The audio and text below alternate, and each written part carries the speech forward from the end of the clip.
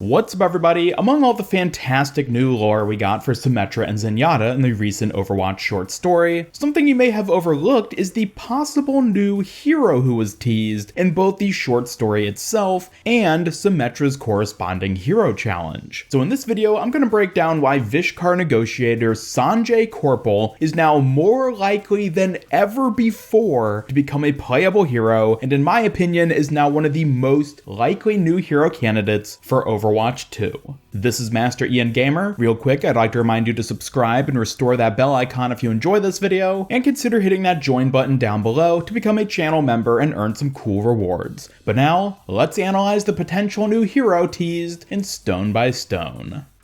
So as a quick note before I dig into Sanjay, this video is part 2 of what I'm now planning to make a 4-part series analyzing Stone by Stone. In part 1, I delved into the core themes of this short story and explored the amazing character development for both Symmetra and Zenyatta in it. You don't have to have watched part 1 in order to watch this video, but I certainly recommend checking it out afterwards if you haven't seen it already. In the other parts of this series, I plan to discuss Aurora, the first sentient Omnic, everything new we learn about the Omnics, and the new Suravasa map, which is now all but confirmed to be releasing with Overwatch 2. So stay tuned for those, and I'll have links to all the other parts in the video description and cards on screen once they're uploaded. So getting on to the tender, juicy hero meat of this video, let's discuss the corporate monster, Sanjay Korpal. Now, for those of you who've been following my channel for a while, you'll know that I'm a huge fan of Sanjay and have been speculating about him becoming a playable hero for years. I've made multiple analysis videos on him and even made a hero concept based on Vishkar's hardlight technology. Links to those videos will be in the description and cards on screen, so I strongly recommend you check them out if you haven't already.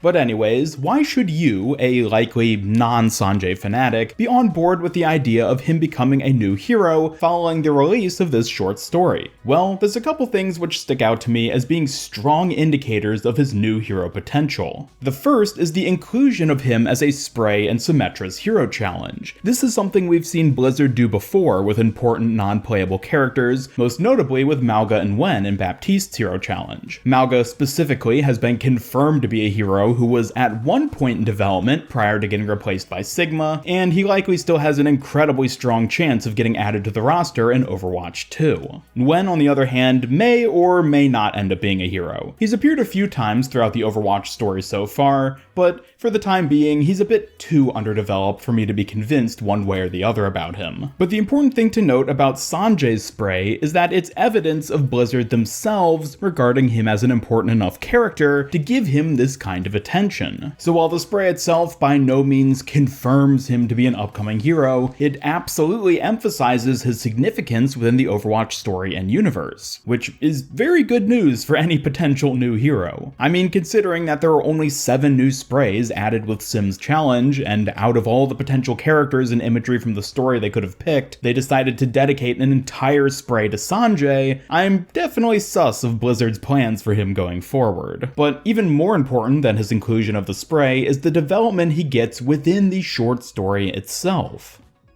Prior to Stone by Stone, Sanjay had only a handful of appearances, with half of them being just brief background cameos, and the only one of real note being Symmetra's 2016 comic. In the comic, we see Sanjay as being a cold, clinical pragmatist who will do whatever it takes for Vishkar to succeed and make the world a better place. In Stone by Stone, we see these same traits in him as soon as the story starts. Having learned of the damage that's been dealt to the Omnic Temple, his first instinct is to find a way to plausibly blame the incident on a random earthquake in an effort to absolve Vishkar of any and all responsibility. When this option proves unviable, he instead resorts to mitigating the company's transgression by offering generous gifts. The price of satisfying the angry people of Suravasa would be nothing compared to how invaluable the development rights of the area were for Vishkar. I absolutely adore this first scene with Sanjay, as it's the best scene we've gotten yet of just how much of a corporate monster he is. His first instinct for handling a problem is to absolve Vishkar of any and all responsibility, and from there incrementally work his way down in order of what's always best for the company. Symmetra even mentally gently calls out Sanjay for how disingenuous his statement about caring was, as it's clear to her from experience that Sanjay really only cares about what's best for the Vishkar Corporation. Following this initial scene, Sanjay doesn't appear in the story again until the very end, after Symmetra is ready to reveal her solution to the damage Vishkar caused. Symmetra notes how surprised she is to see him attending the event in person, which Sanjay himself evidently has dubbed the unveiling. Even this little detail emphasizes Sanjay's corporate mentality, as he's clearly taken steps to make Symmetra's work reflect as positively on Vishkar as possible, and even has a PR team on standby in case things don't go as well as he hopes. I love this one line in particular where he says, "Someone is going to have a problem with something. They always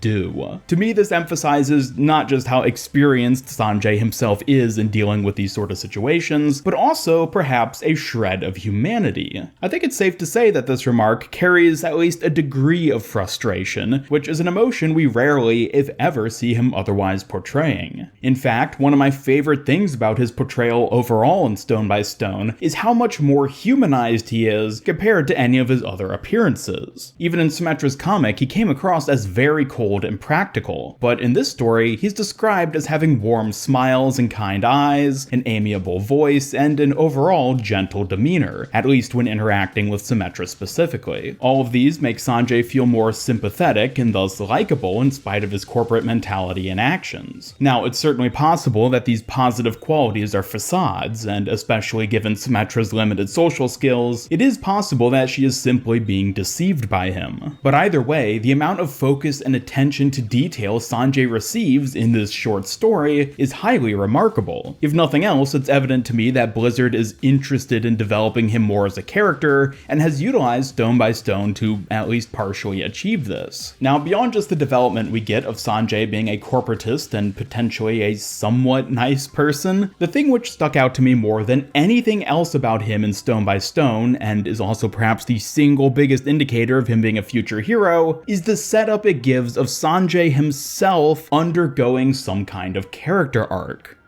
At the end of the short story, Zenyatta tells Sanjay that every dawn brings a new chance to choose our paths. While he said this in reference to Vishkar as a whole, the fact that Sanjay was the one whom Zenyatta said this to specifically could be very telling of who will take that quote most to heart. And we even see a bit of evidence to suggest that Sanjay might be beginning to question his own outlook on things. We see him being pleasantly surprised by the solution Symmetra came up with and the impact it has on the people of Suravasa. He takes clear note of how well things went in light of what had previously been, in his eyes, damage control for a total disaster, and is described as being puzzled and perplexed. Symmetra's actions seem to have so much of an impact on him that after she tells him that this is how Vishkar should be helping people, he simply responds by stating, "I think you may be right."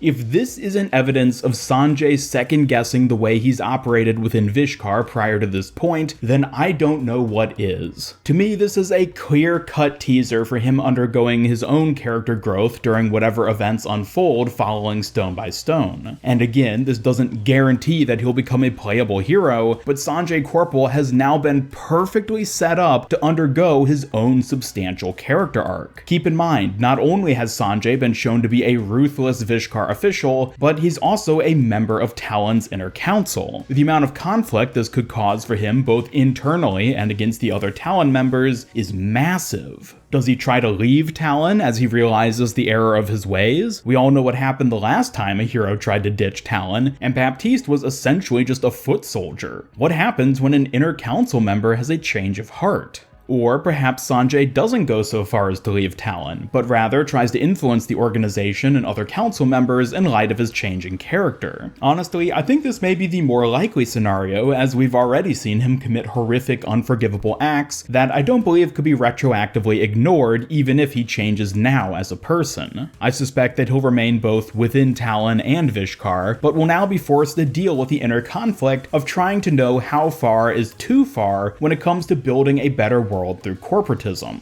Besides, the current Overwatch hero roster doesn't have anyone who fits the clinical corporatist archetype. Symmetra would likely be the closest, but I'm sure you'd all agree that Sanjay is on a whole nother level above her in that regard. So in terms of fitting a unique character archetype, Sanjay seems pretty clear-cut here. But at the end of the day, this is all just analysis and speculation. Following the release of this short story, I firmly believe that Sanjay has a solid chance of one day becoming a playable hero. There's just so many little details here that would work perfectly for adding him as a more in-depth character on the roster, and as I discussed in my hero concept video, there's a lot of ability potential when it comes to hard light and the way that can be implemented. However, as is the case with most things, we'll just have to wait and see. Overwatch 2 hopefully isn't too far off, and I would not be surprised to see Sanjay joining the roster in it. But that does it for part 2 of my 4-part Stone by Stone analysis series. Be sure to check out the other videos covering the short story, which again I'll have linked in the video description and cards on screen as they release. Be sure to leave a like, subscribe, hit up that bell icon, and follow me on Twitter if you enjoyed this video and don't want to miss any of my future Overwatch content. Special thanks to my YouTube channel members who help make these videos possible, and if you'd like to join them to earn some cool rewards, then just hit that join button down below. Today's comment question: what did you think about Sanjay's development in this short story and chance of becoming a playable hero? Let me know in the comments down below. Otherwise, this is Master Ian Gamer signing off, and until next time, have a great day.